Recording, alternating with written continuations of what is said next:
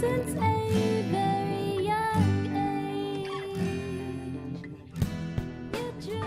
What's up, good peoples? This is Dre. I just wanted to give y'all some good information. I was talking to my brothers recently, and we had a deep conversation about having wills.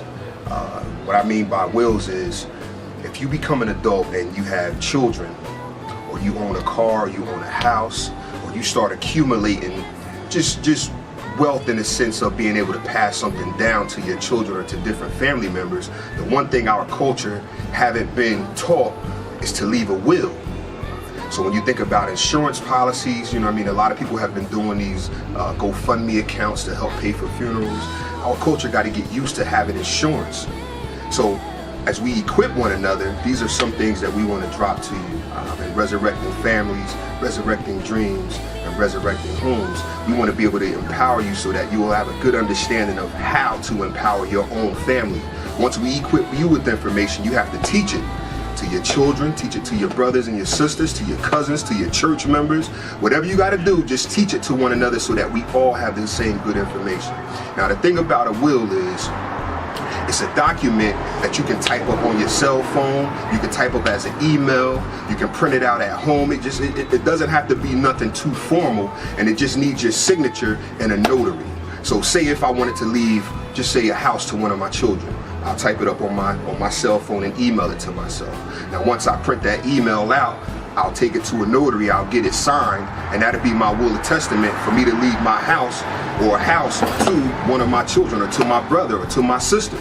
And that's as simple as it is when you're leaving a will. You don't want anybody fighting over your materials or anything that you may accumulate throughout life. The other thing that we have to get used to doing is getting insurance.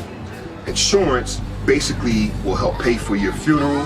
It'll help pay for any other expenses that you might have had, so that you're not a burden even in passing. You won't be a burden to your family. And our culture haven't been taught. This is some things that we need to have in place. The older generation, what they used to do is, if you lived in a home, your mother or your father or your grandparents would have insurance on everybody in the house. Now, it might have been even a small policy. It might have only been $5,000 on this person, or $10,000 on this person, or $20,000 on the mother or father. But being able to pass that down, what happens is now you're going to give that individual that you left something to a hand up in life, whether it's to help them with school, with education, whether it's to help them buy their first home. It's just being able to be a blessing to them after your life as you were to them in life. So those are some of the things I just wanted to point out real quick to you.